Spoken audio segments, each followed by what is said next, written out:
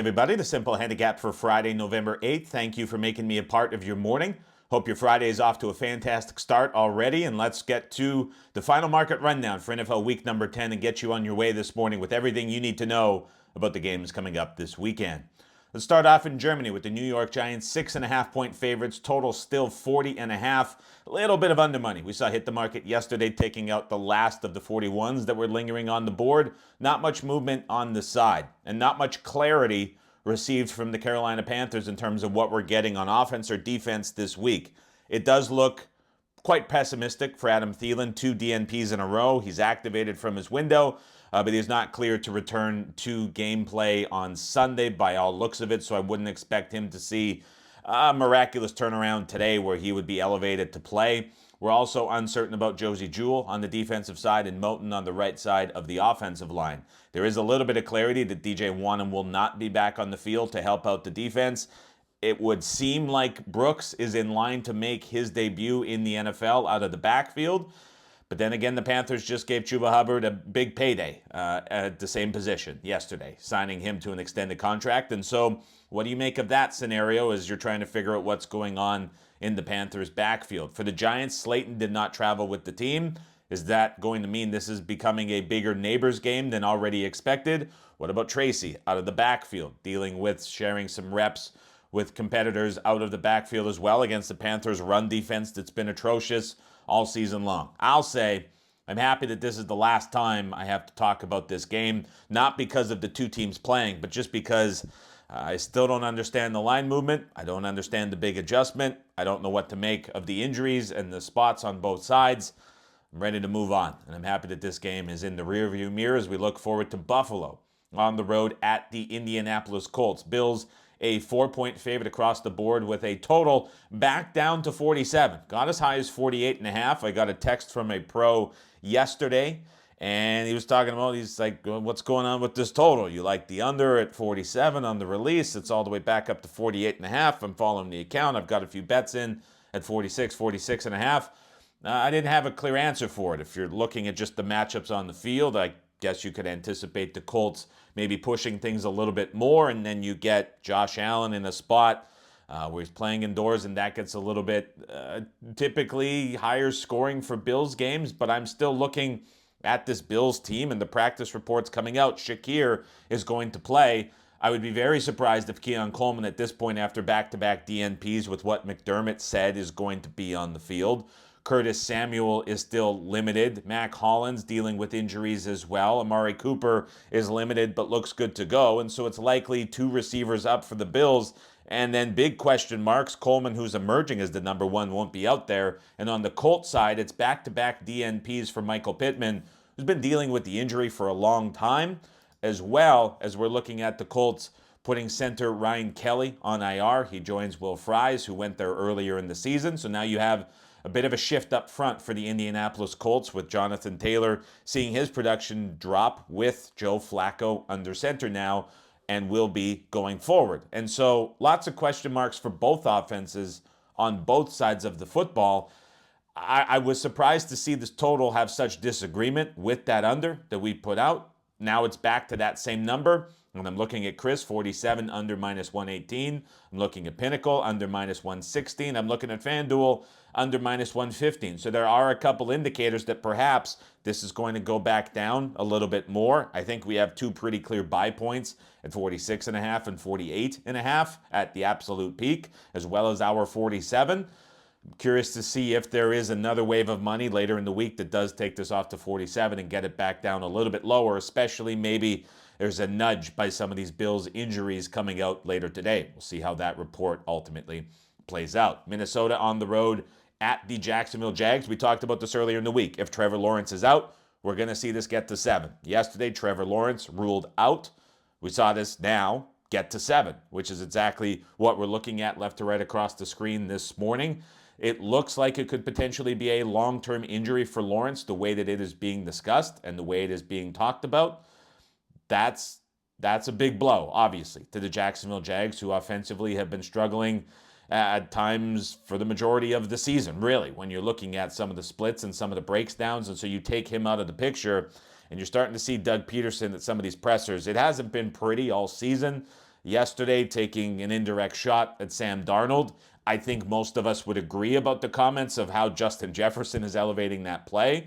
But to hear that from a coach in a head-to-head matchup that week, odd comment for him to make. And I'm wondering how that is received internally on the Vikings side in a game where this was taking on a much different look, potentially a little fuel there for Sam Darnold to deal with. Not implying that that's going to shift anything number-wise. I just saw the comment come up during the presser, and I'm just scratching my head. It's very clear he's starting to lose control a little bit. I think that was evident earlier in the season. You wonder, how long does this go on, and how long of a leash does he still have to make it through the rest of the season, even now with the QB change upcoming. And so lots going on in Jacksonville. At 7, it's hard to do a whole lot. If you were listening to the pod and you got ahead of it and took a better number, you're obviously in a very good spot. But now at 7, this game takes on a much different look from a betting perspective. Pittsburgh on the road at the Washington Commanders. We are back down to 2.5 across the screen for Washington. This was lingering with some threes yesterday morning when we were last looking at it. For the Pittsburgh Steelers, some good news. Cordell Patterson practiced in full. He is going to be back on the field, which gives Arthur Smith another weapon out of the backfield to attack this Washington Commanders defense. Zach Frazier, the starting center, he is back as well. If you remember, the Steelers had been going through this QB change, playing their third-string center. Now they get their starter back in the middle of the offensive line against a weak Commanders front. That's going to be a big boost for both the run game and a little bit of extra pass protection for Russell Wilson if the Commanders decide to try scheme up a little bit of pressure. Cameron Hayward hit the injury report yesterday, but that's not something that anybody needs to worry about, as it was labeled an official rest day. And so some positive signs for the Pittsburgh Steelers coming out of the injury front.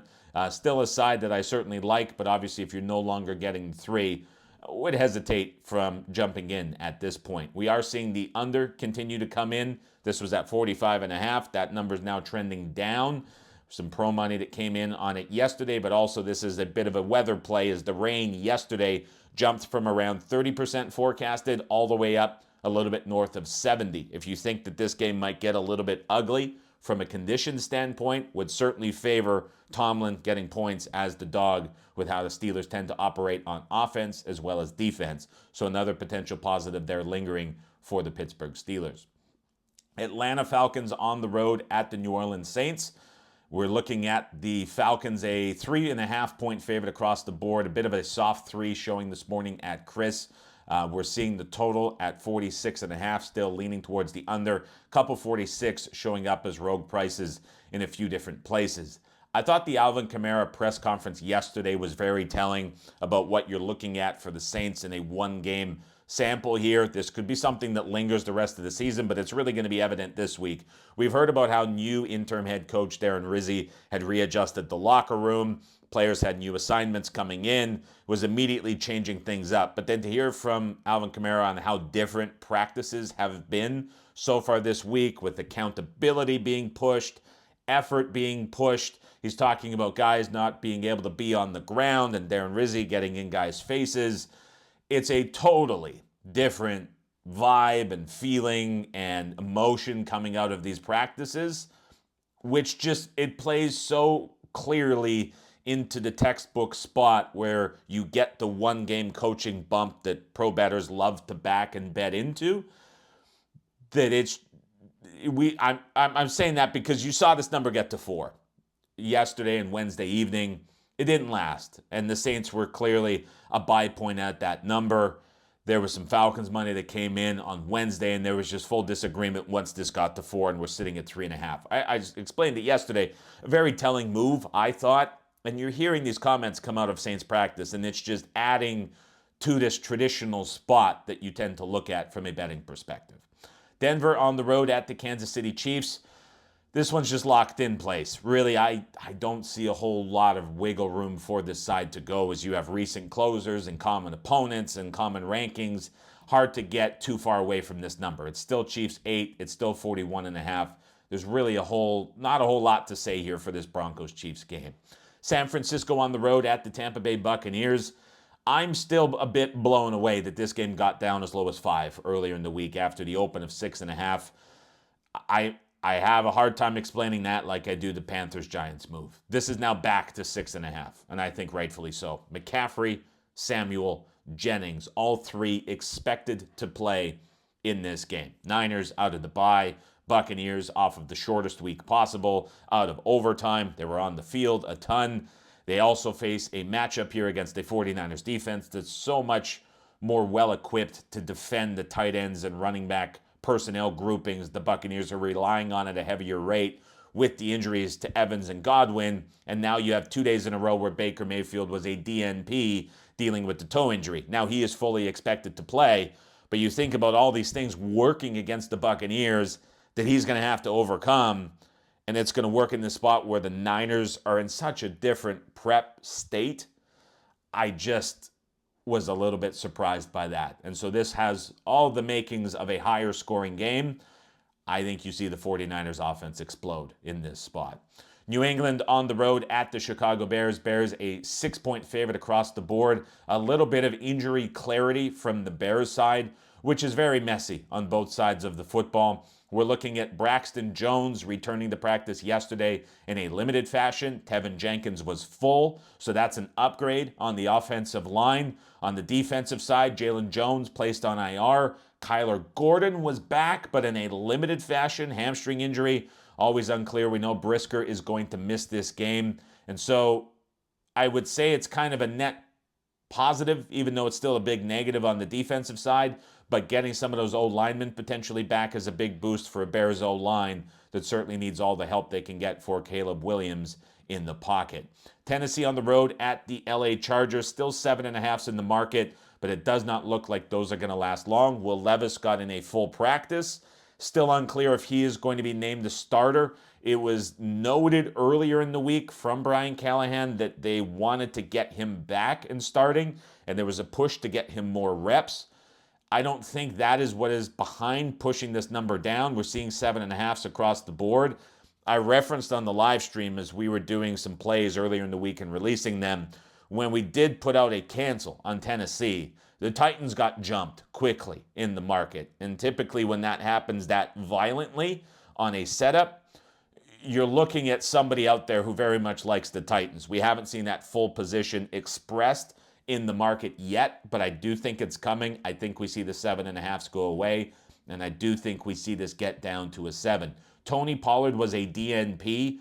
I'm not expecting him to miss this game. It was mentioned earlier in the week they're going to manage his minutes creatively, was the terminology used in practice, and so I don't think there's a concern there. He got a big workload last week. Tajay Spears is going to be back for the Titans under all expectations, as he was a full participant yesterday. That's a big boost to the backfield with Pollard looking as good as he did a week ago. Snead's still a DNP, which is a problem certainly when you think Diggs is out as well and placed on IR earlier this week. Snead has been struggling this season. You would like to see him out there for the sake of the defense, but it doesn't appear that he is going to be there. The big news, Jeffrey Simmons returned in limited fashion. He certainly would have to be out there if you're thinking this number is going to come off of the 7.5, which I think it might, but today is going to be telling for Simmons, who was a little bit dinged up at the end of that game last week against the Pats.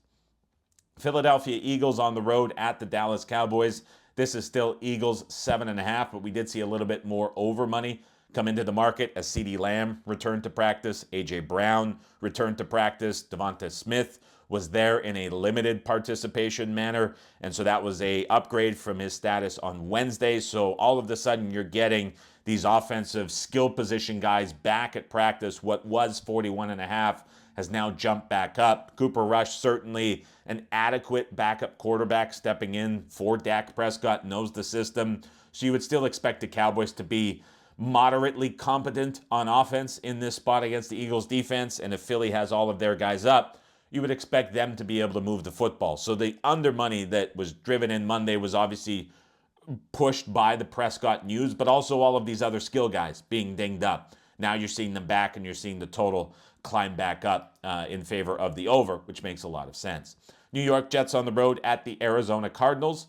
As we're looking at this game, it is now Jets minus 1.5. A little bit more Jets money came in yesterday into the market, agreeing with the side that we sent out earlier in the week. The other one that I talked about on the Wednesday show as well, on the Jets at a pick'em. Now 1.5 better. Potentially still some wiggle room there for the Jets to get bet up a little bit further. Nothing super notable in terms of injuries that are coming through or anything you look at that's going to change the dynamic of this game or what this line is going to be. What I do think matters when you're looking at this spot and you're just thinking about the Jets, the starting safety position is going to be shored up quite a bit after playing without the starters for the last couple weeks. Both guys good to go in this spot for the Jets. Detroit on the road at Houston. So here's the one that was the big surprise and the curveball. We talked Sunday night. If you have a Texans 4.5 or 5 ticket in your account from the Sunday live stream reacting to the openers, I don't think you can do any wrong at this point, taking back a little bit of Lions currently at 3.5. I wouldn't want to be just lingering with that Texans position necessarily. It might be a case of where we see this number get pushed back up later today because Nico Collins has not been at practice so far this week, and back-to-back DNPs with that window open, with everything else that he's passed and been cleared and been recommended to return and been able to return, the fact he hasn't, it doesn't sound very good for his chances to play on Sunday. I think it's still very much a question mark around how they're handling him. It's just very unusual to see a team handle a guy like that in the manner that they have and still get him out there on Sunday. Everything that has happened so far this week would indicate, in past seasons certainly, that he would not be on the field on Sunday. Even at this point, if you get Collins in, and by the way, you're still looking at Anderson, who hasn't practiced all week either. If both of these guys are out, I do think this gets back to 4 or 4.5. And that bet that looked very good earlier when there was anticipation that the injury situation would go differently for Houston this week, it looked very good. As minutes go on here this week and you run out of time, that position's starting to look a whole lot worse. And so my prediction here would be if both of the guys are ruled out for Houston today, we see this get up to 4, 4.5 again. And then it's probably something that comes down to the wire Sunday night on where the line finishes, just based on last-minute positions when the limits are highest and there's an ultimate decision made by the biggest groups. But if you are holding that ticket from Sunday night, you open yourself to a chance of this game landing 4. I would probably rather have that middle opportunity at this point based on how injuries are gone than just sitting on that Texans position if you have it from earlier on the Sunday live stream at openers. Monday Night Football, it's the Miami Dolphins on the road at the LA Rams. LA a 1-point favorite across the board.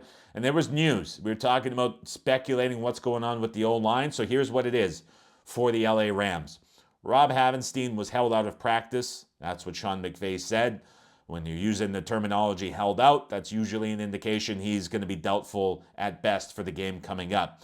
Kevin Dotson did not practice, but he is expected to play on Sunday. And then Steve Avila and Jonah Jackson were both activated to return from practice from IR. Both of those guys coming back and then immediately playing in the game coming up would be quite rushed for offensive linemen. That's yet to be determined. We'll get more news on that today. So it's at least one guy up, at least one guy down for the Rams, with the possibility of 2 guys on the side maybe cracking the lineup. Then we're also seeing Demarcus Robinson dealing with a toe injury.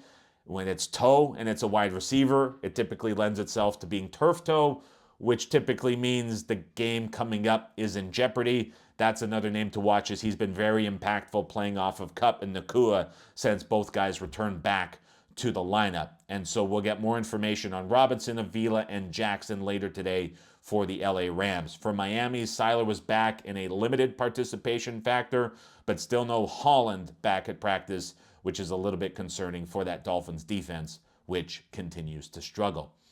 That will do it for me today. Before you go, I just want to remind you of 2 things. The first is that in the pinned comment on the Week 10 live stream preview video, I will update any thoughts today and tomorrow going into the games on Sunday with any bets that I add or anything that comes up. And number 2, the write-ups for Week 10 will be posted over at bettingtalk.com later today. I noticed in the comments of these videos, specifically on YouTube, lots of comments. I love it, but a lot of folks in the comments are not subscribed to the channel. So if you've been listening to the show here on YouTube all week, the subscribe button is down below. Would love it if you took a second and hit the subscribe button. If you're listening on Apple or Spotify and you want to help out the show, if you have a second before you go, hit pause, scroll down, leave a rating on the podcast on Apple or Spotify.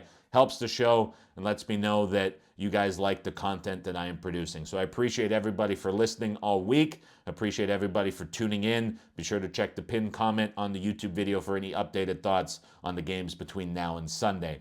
Have a fantastic Friday, everybody, and I will chat with each and every one of you again on Sunday at 4:30 p.m. Pacific time after the late games wrap up just before Sunday Night Football kicks off.